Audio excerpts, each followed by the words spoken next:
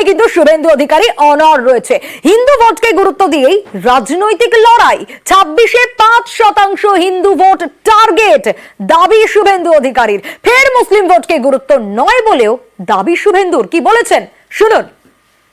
পরিণাম যা এসেছে তাতে মুসলিম ভোট নাই বললেই চলে। তৃণমূলের ভোটে 95% মাইনরিটির ভোট আছে। ভারতীয় জনতা পার্টিকে মুসলিমরা হিন্দুদের দল বলে, 95% ভোট মমতা ব্যানার্জিকে দেয়।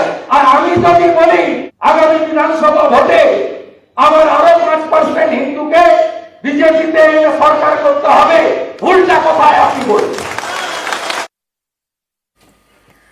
শুভেন্দু অধিকারী তার অবস্থানে অনড়। হিন্দু ভোটকে গুরুত্ব দিয়েই রাজনৈতিক লড়াই, 26-এ তার টার্গেট 5% হিন্দু ভোট, এমনটাই দাবি।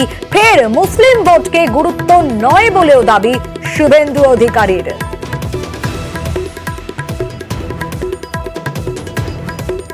এবং এটাই প্রথম নয়, এর আগেও কিন্তু শুভেন্দু অধিকারীকে বলতে শোনা গিয়েছিল। এবং जो हमारे साथ हम उनके साथ বলেছিলেন শুভেন্দু অধিকারী, বলেছিলেন নো নিড সংখ্যালঘু মোর্চা। এবং শুভেন্দু অধিকারী কিন্তু তার অবস্থানে অনড়ই থাকলেন। আজকের বক্তব্যেতে তা স্পষ্ট হয়ে গেল। হিন্দু ভোটকে গুরুত্ব দিয়ে রাজনৈতিক লড়াই, 26-এ 5% হিন্দু ভোট টার্গেট বলে দাবি।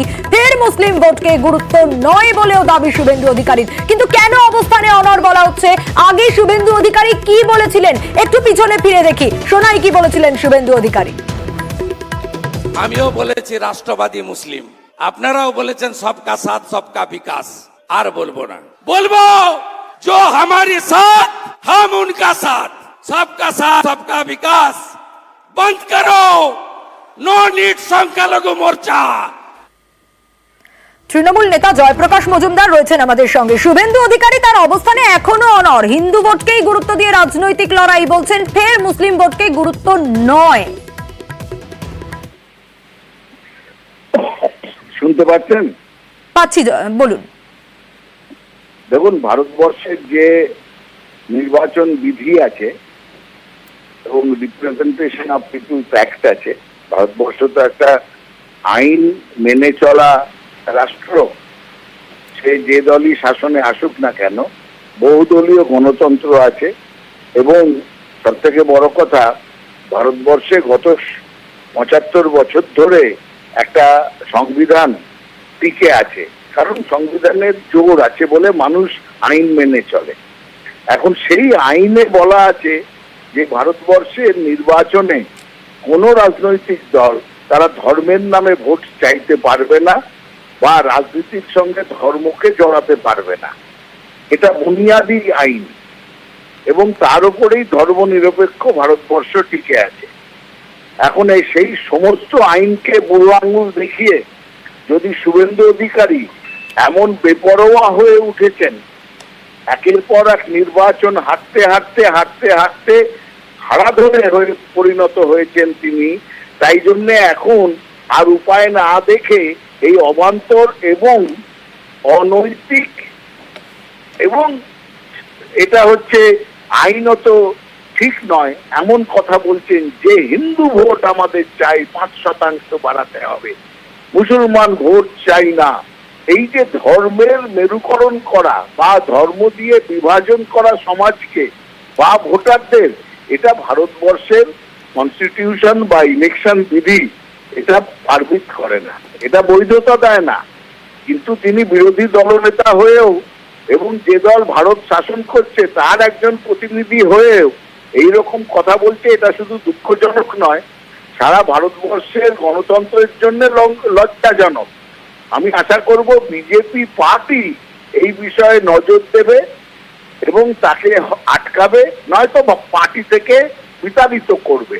কারণ এরকম কোন রাজনৈতিক দলের নেতা যারা রাজনৈতিক দল হিসেবে রেজিস্টার্ড হয়ে আছে ইলেকশন কমিশনে, তাদের এই রকম ভাবে ধর্মের নিরিখে ভোট চাওয়া বা ধর্মের নিরিখে সমাজকে ভাগ করার কোনো অধিকার নেই, এটা অবৈধ। এইটুকুনি আমার বক্তব্য। বেশ, জয়প্রকাশ বাবু, শুভেন্দু অধিকারী তার অবস্থানে অনড়। হিন্দু ভোটকে গুরুত্ব দিয়েই তার রাজনৈতিক লড়াই। 26-এ 5% হিন্দু ভোট টার্গেট বলে দাবি। ফের মুসলিম ভোটকে গুরুত্ব নয় বলেও দাবি শুভেন্দু অধিকারীর, এবং এটাই প্রথমবার নয়। একইভাবে সংখ্যালঘু ভোটকে গুরুত্ব না দেওয়ার দাবি জানিয়েছিলেন শুভেন্দু অধিকারী এর আগেও। 24-এর ভোটের পর বর্ধিত সাংগঠনিক সভায় সংখ্যালঘু মোর্চার প্রয়োজনীয়তা নেই, নো নিড সংখ্যালঘু মোর্চা বলেও দাবি করেছিলেন শুভেন্দু অধিকারী। এবং সেই দাবির পর 17 জুলাই যে বক্তব্য তিনি রেখেছিলেন, জো হামারে সাথ হাম উনকে সাথ, নো নিড সংখ্যালঘু মোর্চা, আবারও তাই সেই অবস্থানেই অনড় থাকলেন। আজকের বক্তব্যে অন্তত সেটাই স্পষ্ট। হিন্দু ভোটকে গুরুত্ব দিয়েই রাজনৈতিক লড়াই। 26-এ 5% হিন্দু ভোট টার্গেট বলে দাবি। ফের মুসলিম ভোটকে গুরুত্ব নয় বলেও দাবি শুভেন্দু অধিকারীর। কি বলেছেন তিনি শোনাবো। পরিণাম যা এসেছে তাতে মুসলিম ভোট নাই বললেই চলে। তৃণমূলের ভোটে 95% মাইনরিটির ভোট আছে। ভারতীয় জনতা পার্টিকে মুসলিমরা হিন্দুদের দল বলে, 95% ভোট মমতা ব্যানার্জিকে দেয়। আর আমি যদি বলি আগামী বিধানসভা ভোটে আমার আরো 5% হিন্দুকে বিজেপিতে সরকার করতে হবে, ভুলটা কোথায় আসি বলি। শুনলেন শুভেন্দু অধিকারীর মন্তব্য। অবস্থানে অনড় তিনি, কারণ এইটাই প্রথমবার নয়। এই একইভাবে সংখ্যালঘু ভোটকে গুরুত্ব না দেওয়ার দাবি জানিয়েছিলেন শুভেন্দু অধিকারী। 24-এর ভোটের পর বর্ধিত সাংগঠনিক সভা হয়েছিল 17 জুলাই, সেখানেই সংখ্যালঘু মোর্চার প্রয়োজনীয়তা নেই, নো নিড সংখ্যালঘু মোর্চা দাবি করেছিলেন তিনি। একবার শোনাবো 17 জুলাই কি বলেছিলেন। আমিও বলেছি রাষ্ট্রবাদী মুসলিম, আপনারাও বলেছেন সবকা সাথ সবকা বিকাশ। আর বলবো না, বলবো जो हमारे साथ हम उनका साथ, सबका साथ सबका विकास। बंद करो नो नीड संख्यालघु मोर्चा।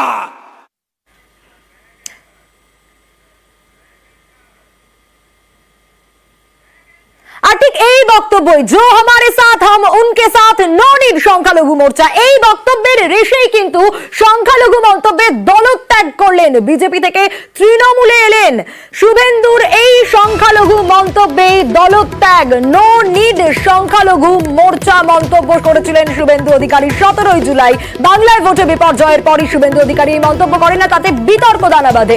নদিয়া উত্তরের সংখ্যালঘু মোর্চার সভাপতির দলবদল, বিজেপি ছেড়ে তৃণমূলে এলেন রফিকুল শেখ।